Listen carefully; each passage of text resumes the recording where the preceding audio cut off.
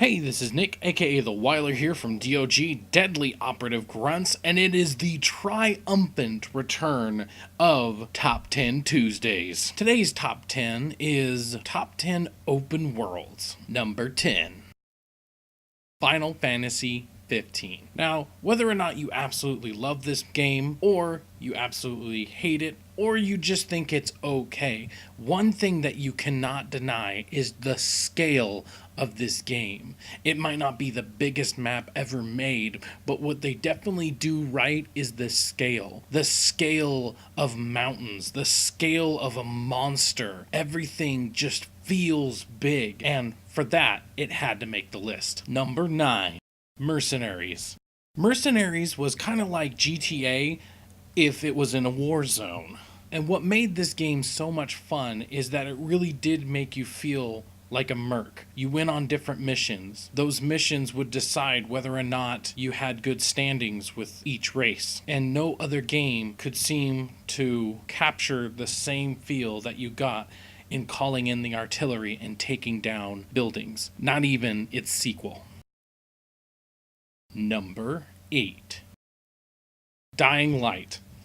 Dying Light is a big, open world, parkour, Mirror's Edge meets Dead Island, and it is so much fun. Going around and just climbing stuff was fun because it leveled up your stamina.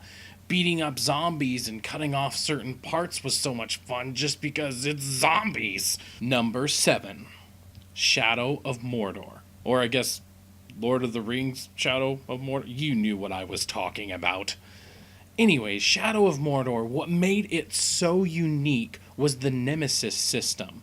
And with this, you could actually end up getting your own Nemesis. Your own worst enemy. The first time I played through this game, I played for 8 hours without even doing the first mission because I made an enemy and I was making it my goal in life to take him down. And when I finally did, it was so much fun. And on top of that, the open world just felt really good and alive, so that was definitely a bonus. Number 6. Assassin's Creed 4. Now, if you like Assassin's Creed or you absolutely hate it and it's completely overdone, that's okay. But a lot of people seem to agree that Pirates and Assassins was freaking awesome. Sailing the Seven Seas, Sally Sipper Sallion was so much fun. And joining in all the swashbuckling and cannon fights was just so much fun. Number 5. Fallout 3.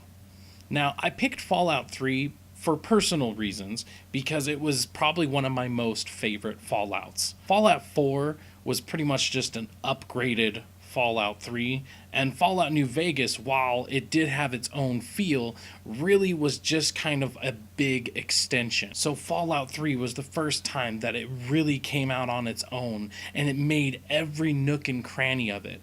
I've played probably over 50 hours of this game, and that's putting it extremely modestly, and there's probably still corners of the maps that I have no idea what's there. Number 4. Red Faction Guerrilla. Now, picture the destruction in Mercenaries, but on steroids. And that's what you get with Red Faction Guerrilla. Every little thing was destructible, and with your handy-dandy sledgehammer, it was so much fun trying to create new ways to topple over a building so that it would go on top of another building and then explode with tons of debris going everywhere. Number 3. Red Dead Redemption. Red Dead Redemption, I don't have to tell any of you, is probably one of the best open worlds. Why is it number 3? Well, because number 2 and number 1 are better in my opinion. See? That's how it works. Red Dead, what made it so good is that it got everything correct. The feel of the West, the feel of riding on a horse, the feel of shooting, doing a bank heist, getting on a train, everything just felt so authentic. And the fact that it was just absolutely gorgeous, and zombies, was just a huge bonus.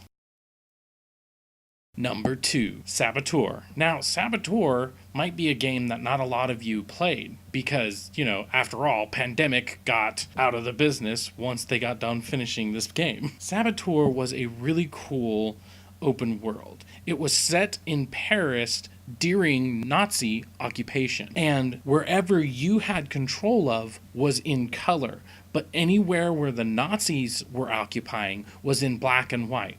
This made for a very stylized open world. Also, the fact that you could make noise to draw in people and then go around to a different place and use stealth to your advantage, I thought was just a really, really good feature. And it made for a more believable alert system. Number 1. All right, so we're to number 1. Do you think you can guess what it is? Yeah, it's GTA 5. Come on, are you fucking crazy? GTA 5, and honestly more GTA Online, is one of the best online open worlds of all time.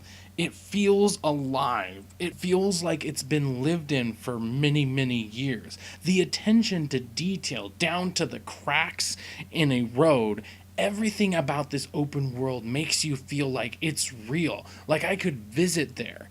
And if I did visit there, I could actually go down a street and know exactly where the nearest corner store is. And the fact that you can do all this with up to 16 or 32 people is just a huge bonus. And you can just go and have adventures. You can go jet skiing. You can go skydiving. Everything was just so tangible, and it just made for one of the most believable open worlds of all time. All right, so that is our top 10 open world video games. What's your top 10 or maybe top 1? Let us know in the comments below. This is the Deadly Operative Grunts. Thank you for joining us for the Top 10 Tuesdays. Make sure to leave us a like on Facebook and on YouTube at Deadly Operative Grunts.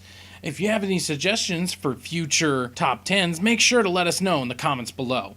And that's it for the Deadly Operative Grunts, and we're feeling squirrely.